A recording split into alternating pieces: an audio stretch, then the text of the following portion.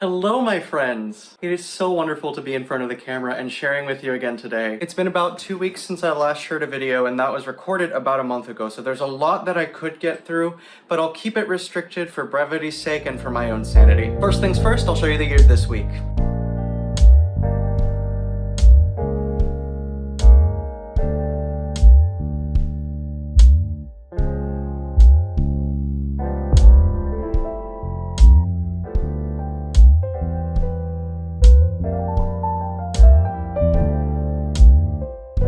Alright, so yesterday I attended a professional development workshop through the Community Music Center of Boston. This workshop was centered around the growth mindset. Now, a growth mindset is a bit of a buzzword in some of the education and mental health communities that I run around in.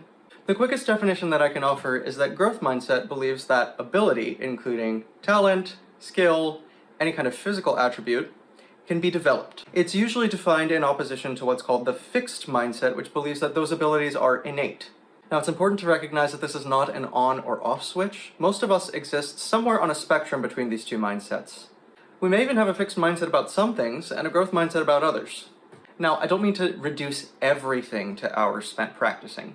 Of course, genetics, temperament, and neurodiversity all play into our predispositions and differences in abilities, and that's a good thing. But my theory is that people generally self-select into the things that they're initially half decent at, cultivate those skills, often at the exclusion of others, claim them as pieces of identity, and ultimately the narrative that survives is, well, I've always been this way. So, story time. Around November, I started lifting weights. Now, this is something that I don't talk about a lot publicly for a couple of reasons. First, because I was the fat kid for most of my childhood, and I was bullied relentlessly for it. Just about until I got to high school. It's still something of a soft spot for me. More importantly, I don't want to push a narrative that fitness is the key to all of life's problems. I think that's a really reductive and kind of lazy take. Frankly, I think people should be allowed to be the fat kid without being relentlessly bullied for it. But I digress. What I'm getting at is I grew up with the belief that I was never going to be fit.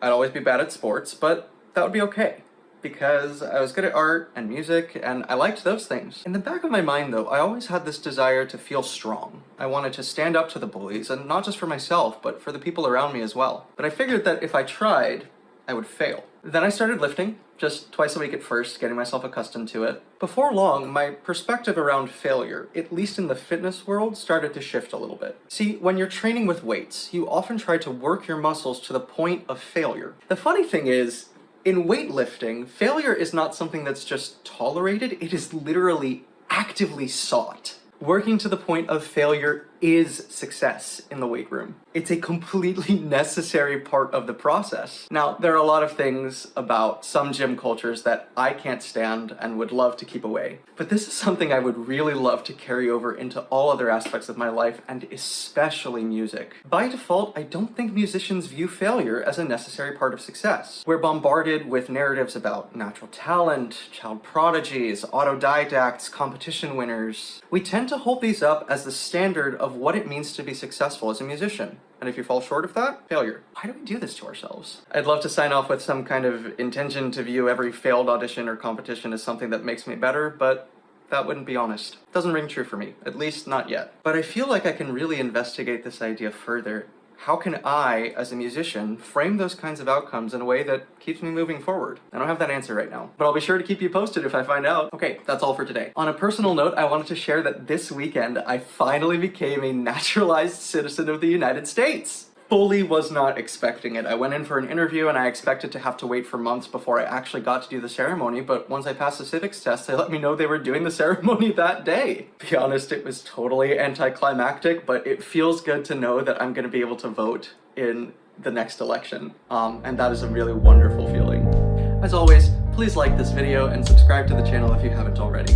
I look forward to checking in with you all again soon. In the meantime, stay trying, stay growing, stay honest, stay you.